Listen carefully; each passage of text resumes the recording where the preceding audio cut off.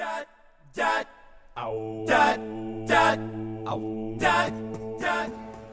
everyone, I'm Leo. And I'm Henry. And this is Film411. Today's lineup, we got recent news, movies opening up in theaters this week, TV corner, box office, and today's hot topic. But before we get into recent news, we want to jump back to last week's episode where we talked about Bryan Cranston possibly playing Lex Luthor in the upcoming Man of Steel sequel. You got more about Bryan Cranston? Yes, actually I do. Actor Bryan Cranston shot down rumors that he would be playing Lex Luthor in 6 movies spun out of Man of Steel.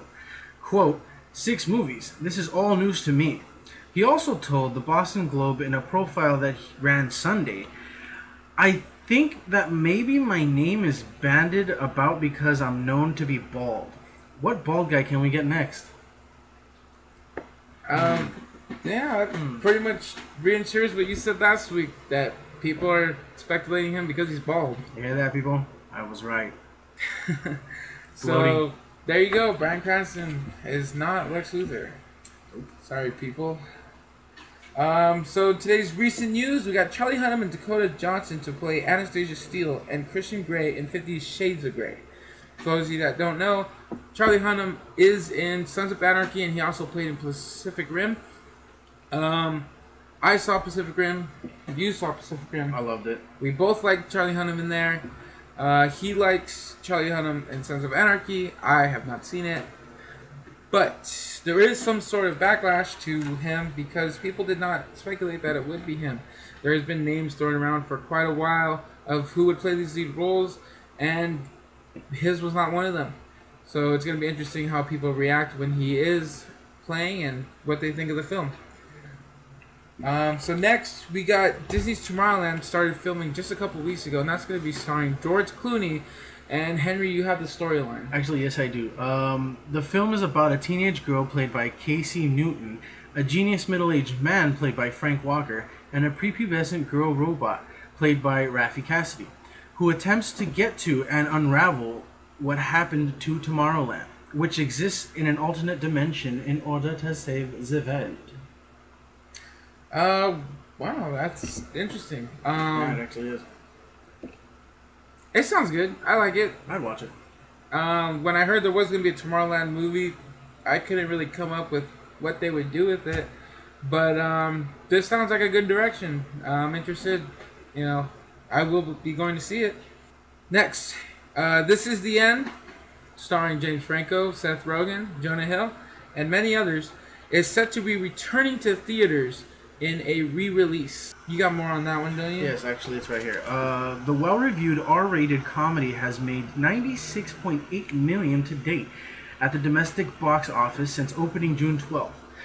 This re-release is likely a push to get the film over the 100 million benchmark. Stars and producers typically have bonus deals in place if a movie hits that amount. Yeah, that's interesting. I'd still go watch it again. It was a Yeah, good movie. I mean, I would too. You guys got to remember that This Is the End did open up against Man of Steel that weekend. And we all know that Man of Steel did take the box office that weekend and many weeks after it over This Is the End. But it actually did pretty well, making 96 million being up against the movies that it was that week. Especially with the budget of 32 million. So far it's made triple the amount. But them wanting to reach that 100 mark, this is a good idea to re-release it. For those of you who haven't seen it, go see it. I liked it a lot. I saw it myself. As did I. I loved it. It was awesome. It was funny. Yeah, it was. It actually shocked me a lot. I did not think it was going in that direction, but it did. Yeah. But yeah, I mean, I think them wanting to reach that 100 million mark mostly has to do with maybe getting a sequel. I don't know what they would do with a sequel considering where the story went, but unless they do some sort of like Inception in a movie, they made a movie, but they were making that movie. I don't know. You never Who know knows? how things will turn. If anything, it's probably a sequel of just getting those guys back together and doing a whole new film genre. Moving on, but staying on the topic of Seth Rogen. Oh yeah. The trailer of The Neighbors was released, Yeah, we just barely actually just recently watched that. We just watched this just before the show. Yeah. What'd you think of it? Actually, it surprised me a little bit, and almost all of it made me laugh, and I would really go watch it. Yeah, I actually didn't look up too much into this film, but when I saw the trailer, I was hooked. I was trying to look up stuff. I mean, this trailer is really funny. If you guys haven't seen it, go ahead, look it up. The Neighbors. We'll put a link below so you can check it out. But yeah, Seth Rogen. It's gonna have Zac Efron. That's right, Zac Efron. I didn't see him in this kind of comedic role, but I did watch the trailer. He did sell me on it, and I think he works for that role. So I'm gonna like seeing him there, and I'm gonna like seeing Seth Rogen and whoever else pops up in that film, because it looks like there's a couple other characters that end up popping up that we all know. Okay, so next we got the James Brown film. Not really a documentary, just a film, a movie, entertainment. Finally has a title. It's gonna be titled "Get On Up." That's gonna be starring Chadwick Boseman. Chadwick Boseman, for those of you that don't know, played Jackie Robinson in the movie 42. You did not see 42. I did see 42. I thought he was pretty good as Jackie Robinson. So it is going to be interesting him playing James Brown, considering that almost a complete opposite character, with Jackie Robinson being an athlete and James Brown being an entertainer, a singer. More flashy. Yeah, it's going to be interesting. Moving on, we got the possible Spawn reboot. Yep, Spawn reboot. In developmental stage. Developmental stage, if you guys don't know, can always be subject to change. Whether it's what they wrote in the script, if it's an actor they casted, anything, even the movie in general can just be cut. That movie is going to be written, directed, and produced by the Spawn comic writer Todd McFarlane. And you actually have a couple quotes from Todd McFarlane. Actually, yes, I do. It says right here, as Spawn creator Todd McFarlane explained, the story has been in my head for 7 or 8 years.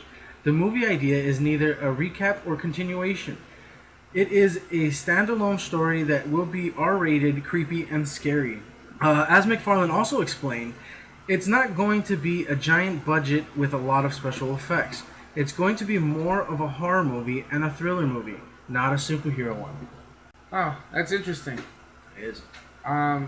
It's comic book hero, if you will, but it's not gonna be a comic book movie. You would think maybe he'd want to go in the direction of a comic book movie, considering how popular they are today. But I guess he said he's seen it he had that story for 7 to 8 years in his head, and he probably had it in 7 to 8 years that he wants a horror film with Spawn associated with it. There's a couple red flags in this. The movie being written, produced, and directed by Todd McFarlane is a red flag, considering that he is, the creator of Spawn. Although some people may think that's good, he created Spawn. He's the one who can have all the images for it. But sometimes that just doesn't work in film, because there's plenty of creative things that work in a comic book, but they won't work in a feature film. Also, it being produced, written, and directed by him also means that possibly there's not a studio that would want to pick up the film. And there might be a reason for that, Although the Spawn movie a while back ago did okay, it would not stand in the movies today, which is probably why he's taking that horror approach to it. Also, with horror films actually getting better and better, he probably wants to jump in there. But what do you think about it? I don't know. I'm kind of 50-50 with you and against you, because, over the years, people can surprise you. But as history has shown, sometimes you just do need that little extra help. Yeah. I mean, there is those gaps that as a comic book writer, you have bubble quotes. You only write so much in a comic book. And I honestly think that he should have a co-writer on this. Because with a co-writer, maybe someone who actually writes scripts can fill in all those blanks that him as a comic book writer cannot. So, it's going to be interesting to see where he goes with this. If maybe he doesn't have to produce it alone, if a studio picks up on it, we'll give you as much news as we can more to find out. But moving on to the next segment, movies opening on this week. September 6th, we are going to have Vin Diesel's next movie, Riddick, coming out. Also, the least known, I don't know if you guys heard of it, of Hell Baby. But first, with Riddick, let's talk about that. Vin Diesel's Facebook page actually boasts more than 44 million likes. That gives Universal a strong base to market to. Actually, Riddick is tracking pretty well. And by tracking, basically means how much the audience or just people in general know about this film. Tracking could be anything if people have heard about it, seen the trailer, know it's coming, you know. So it's actually tracking well. So people do know it's coming. I mean, there's trailers everywhere, there's billboards everywhere. You know, there is talks about it, and you know, Vin Diesel is advertising this pretty well. So I want to see it. I'm interested. I like the other two, Pitch Black mostly, but yeah, I'll be there to see Riddick. I like them all. You like them all? Hell yeah. That's you? You're gonna be first in line? Hell yeah. You know, I'm really looking forward to this one. It looks more dark and more, you know, like he brought it on, you know, like full force, straight out there. So yeah, I can't really say anything about it right now. I'm too hyped up. Look at my hands are shaking. Yeah, I'll be right there with you watching it. Then we got Hell Baby, and this one's not tracking just as well as Riddick is. Not a lot of people don't know about it. I've actually haven't heard about it till today, and I looked up a couple stuff and I looked up the trailer, but I don't have that much information. I think you have more on that than I do. Yeah, actually, I kind of knew about this for a while, but I just recently saw the trailer like about a day ago, and it really surprised me, and it was really, really nice. It made me laugh like a lot. Why don't you me, but go ahead and get the storyline on that. Yeah. For those of you that know, this is going to be a horror / comedy. Yes. So it is going to take on that sort of Scary Movie 1, Scary Movie 2, and Haunted House approach to it. So if you're into that, I saw the previews. I thought it was really funny. I was cracking up. Yeah, so like I said, it does have that, comedic horror feel to it, and it doesn't seem that dull of a comedy. It's pretty funny, and there's actually some I think there's really funny actors in that. Yeah, actually there are. I think it was the creators of Reno 911. Yeah, that's going to be starring Rob Corddry, Leslie Bibb, and also Keegan Michael Kay. There you go. Keegan Michael Kay, also known for being on Key and Peele. The storyline is an expectant couple moves into the most haunted fixer-upper in New Orleans, and only the Vatican's elite exorcism team can save them. Or can they? Yeah. So if any of you guys want to look into this a little more, we will put a link in the trailer, a link to the trailer in that one as down below as well. But for now, let's move on to we got TV Corner next. So for TV Corner, basically we're gonna talk about usually just one subject. If there's something really big in TV, we'll say something as well. Considering this is a movie news show, so we will stick to movies, but if there's something big in TV, we will bring that as well. So in today's TV Corner, we have True Blood. Its final season is going to be coming next season, 2014. It will be their 7th season. For those of you that don't know about True Blood, I think you have the general explanation. Yes.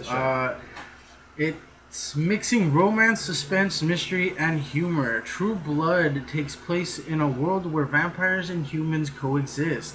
After vampires have come out of the coffin, thanks to the invention of mass-produced synthetic blood, that means they no longer need humans as a nutritional source. And that is a very general story to it, if you will. But I personally watched the show. I like True Blood. The first season I watched it and I liked it a lot. Every episode always ends with, "Oh my God, I gotta see what happens next." I've seen all the way up to 6. I'm all caught up. I cannot wait for season 7. I'm not too sad this is their last season. They have kind of been running things down a little bit. Their last season was pretty good, but I feel like they're just running out of some things that they should be talking about. So I'm excited about season 7. I'm okay with it being the last season, and I can't wait to watch it. Yeah, I'm more of a werewolf kind of guy, as you can kind of tell. I got the hair and everything, but no, I really don't like vampires that much. But True Blood has made me, one of their fans. I really did enjoy it. It did get me to keep going, like as you say. Yeah, it's a very what's good gonna show. happen next, and I did laugh at certain parts. It was very, very humor. Basically, it's all around, basically what exactly, Excited for season 7 too? yeah. Yeah, we'll be there.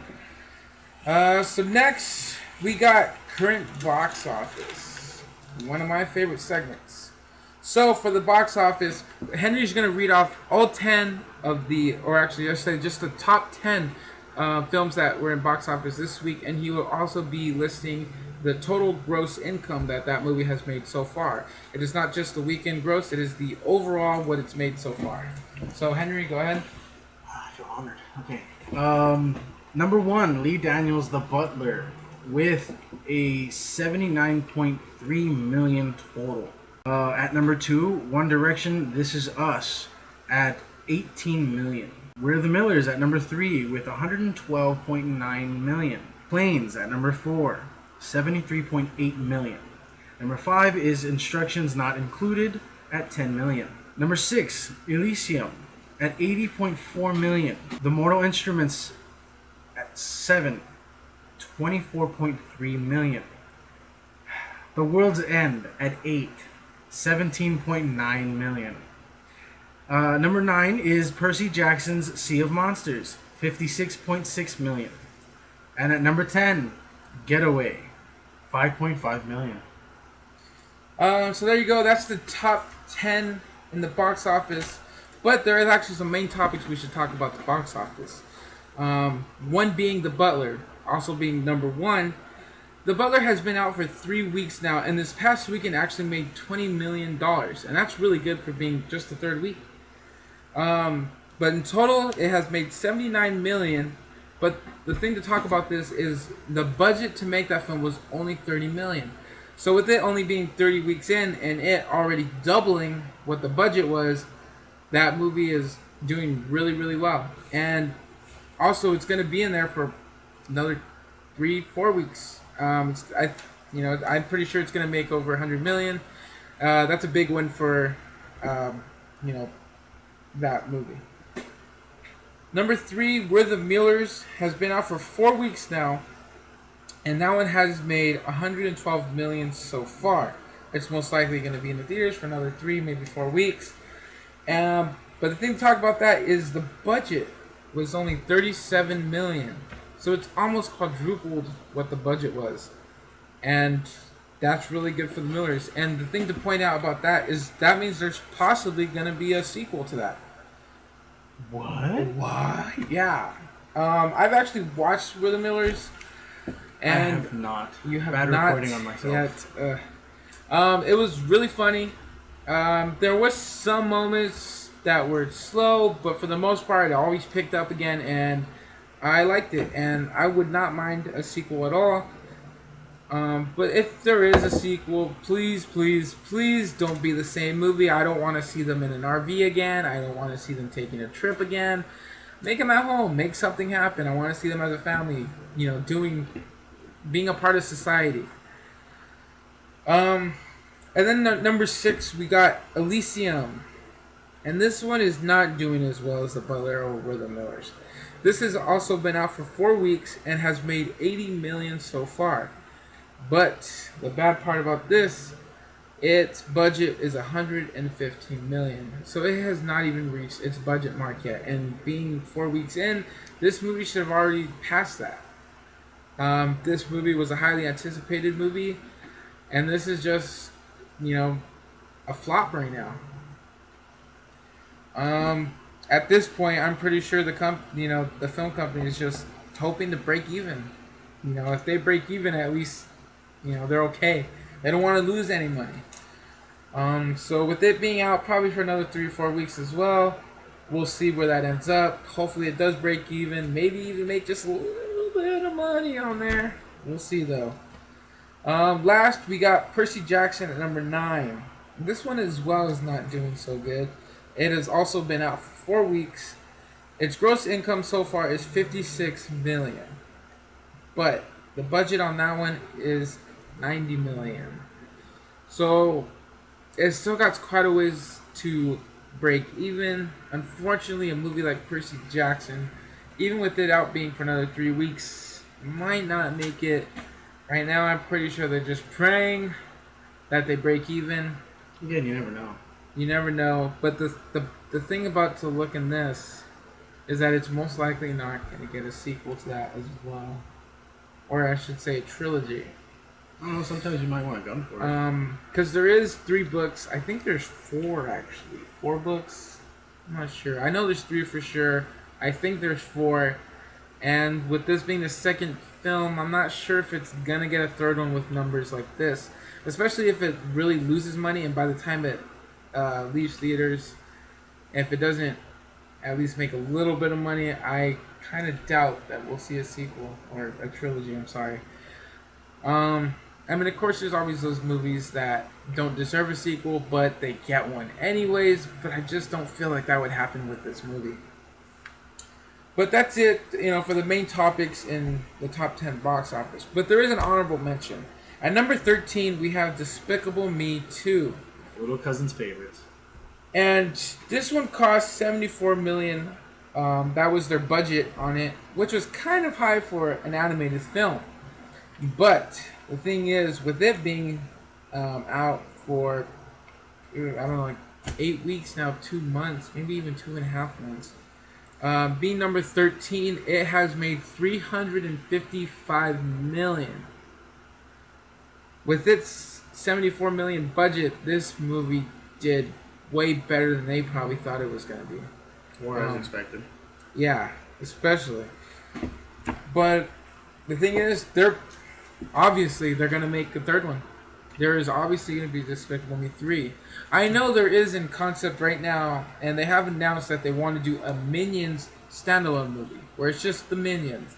Whether they're going to do a Minions movie and a Despicable Me 3, I'm not sure. Most likely, I think we're going to see both, just because they want to rack in as much money as they can, and they can get away with doing both.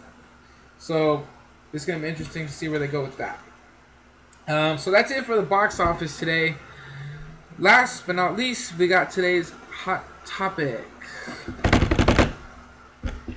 And today's hot topic, we have James Spader is going to be the voice. James Spader, a 3-time Emmy Award winning for Best Actor, will be the voice of Ultron in the upcoming Avengers 2 movie. Yeah, James Spader is going to be Ultron. What do you think about that? I don't know. I haven't seen most of his work, but recently I have, brought myself up to watching a couple of episodes of his from, I think it was The Office. Oh, yeah. Yeah.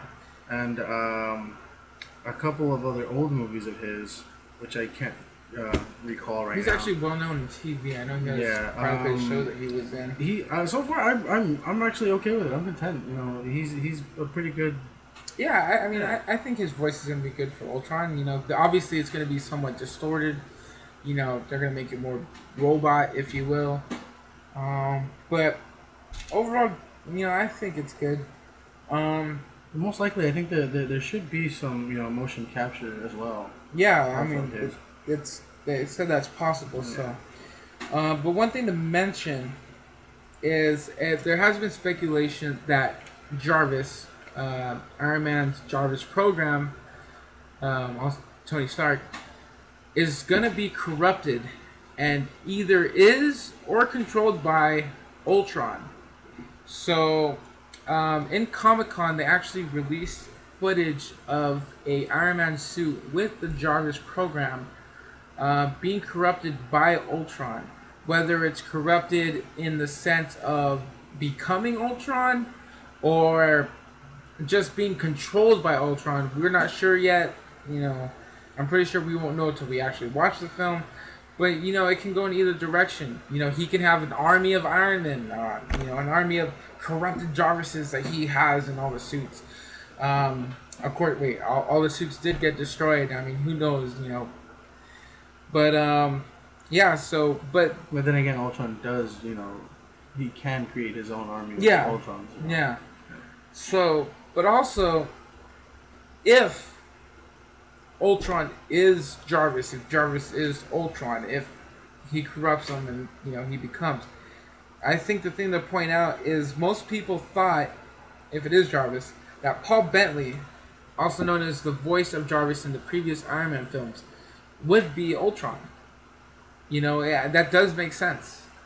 Well, you could also consider, Paul Bettany being there as the voice of Jarvis while in the very beginning, while Ultron takes over, they could be, switching from Paul Bettany's voice being distorted or whatever into Paul Bettany's, it's a big possibility of what they can do with it. I mean, Paul Bettany's I'm pretty sure though he's not all out there. Yeah, he might not be completely out. I mean, he's most. I mean, who knows? That might be Paul Bettany, and then when corrupted, and they'll have James Spader. Oh yeah, there you go.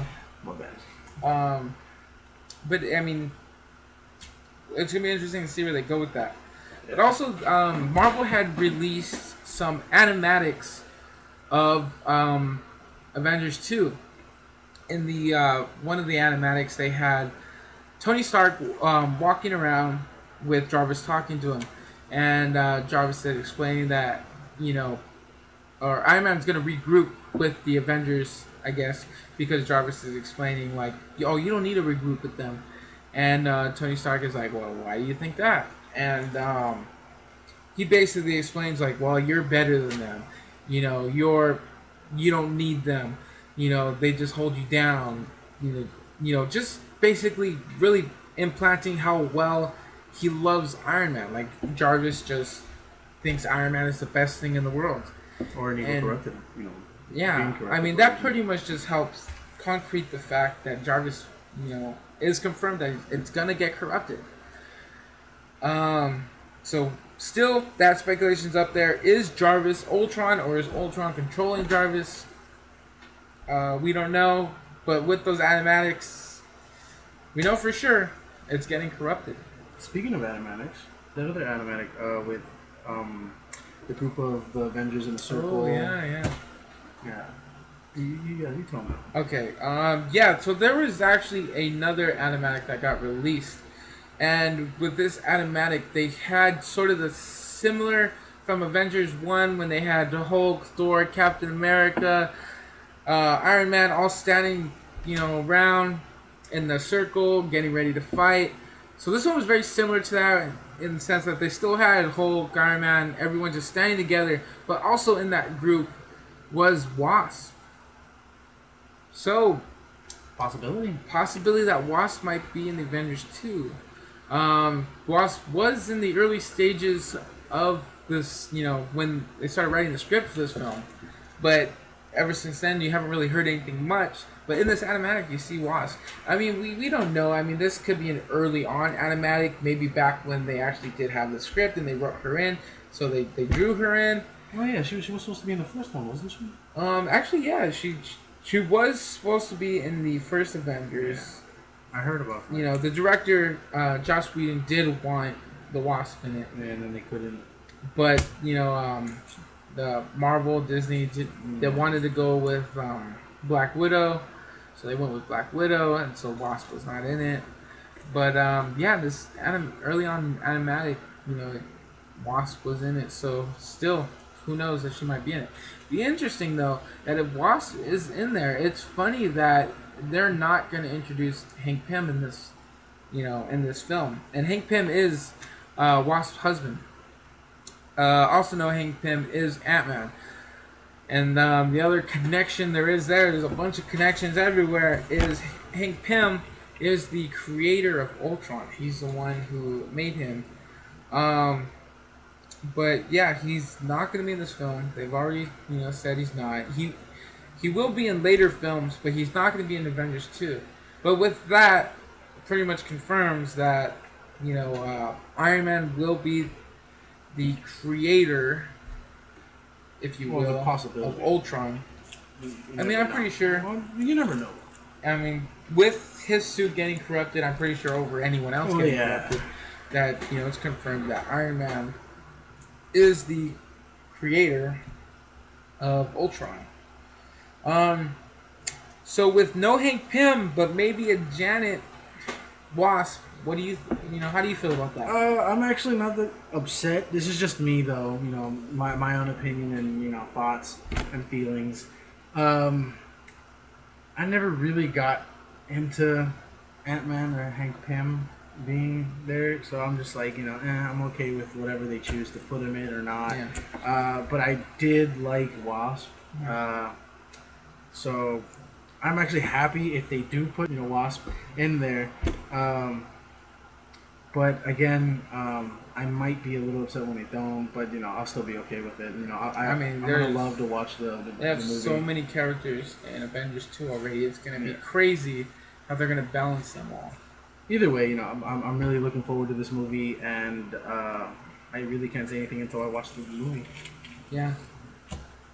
So there you go. That's today's show. If you like this, go ahead and just click that like button below. That would help us a lot.